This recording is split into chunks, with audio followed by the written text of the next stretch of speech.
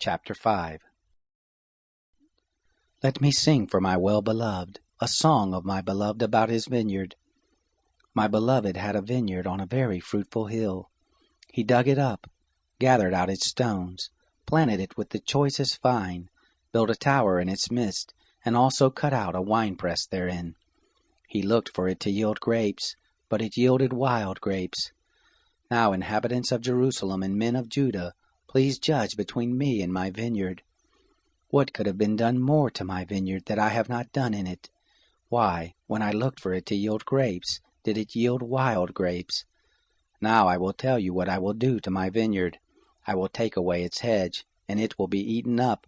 I will break down its wall, and it will be trampled down. I will lay it a wasteland. It won't be pruned nor hoed, but it will grow briars and thorns. I will also command the clouds that they rain no rain on it. For the vineyard of the Lord of hosts is the house of Israel, and the men of Judah his pleasant planting.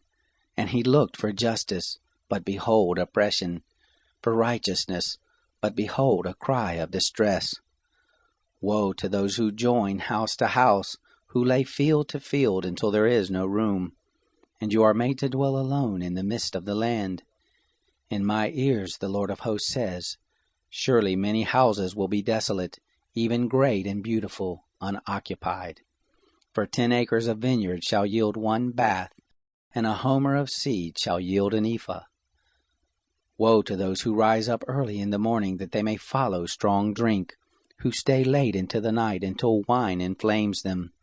The harp, lyre, tambourine, and flute with wine are at their feast, but they don't regard the work of the Lord, neither have they considered the operation of his hands.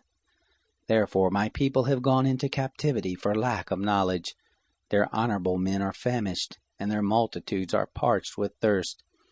Therefore hell has enlarged its desire, and opened its mouth without measure, and their glory, their multitude, their pomp, and he who rejoices among them descend into it. So man is brought low, mankind is humbled, and the eyes of the arrogant ones are humbled. But the Lord of hosts is exalted in justice, and God, the Holy One, is sanctified in righteousness. Then the lambs will graze as in their pasture, and strangers will eat the ruins of the rich. Woe to those who draw iniquity with cords of falsehood, and wickedness as with cart rope, who say, let him make speed, let him hasten his work that we may see it, and let the counsel of the Holy One of Israel draw near and come that we may know it. Woe to those who call evil good, and good evil, who put darkness for light, and light for darkness, who put bitter for sweet, and sweet for bitter. Woe to those who are wise in their own eyes, and prudent in their own sight. Woe to those who are mighty to drink wine, and champions at mixing strong drink, who acquit the guilty for a bribe, but deny justice for the innocent. Therefore as the tongue of fire devours the stubble, and as the dry grass sinks down in the flame, so their root shall be as rottenness, and their blossom shall go up as dust. Because they have rejected the Lord's law, and despised the word of the Holy One of Israel. Therefore the Lord's anger burns against his people, and he has stretched out his hand against them and has struck them. The mountains tremble, and their dead bodies are as refuse in the midst of the streets.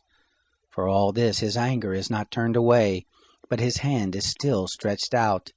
He will lift up a banner to the nations from afar, and he will whistle for them from the end of the earth. Behold, they will come speedily and swiftly. None shall be weary nor stumble among them. None shall slumber nor sleep, neither shall the belt of their loins be untied, nor the latchet of their shoes be broken, whose arrows are sharp, and all their bows bent. Their horses' hoofs will be like flint, and their wheels like a whirlwind. Their roaring will be like a lioness. They will roar like young lions. Yes, they shall roar, and seize their prey, and carry it off, and there will be no one to deliver. They will roar against them in that day like the roaring of the sea. If one looks to the land, behold darkness and distress.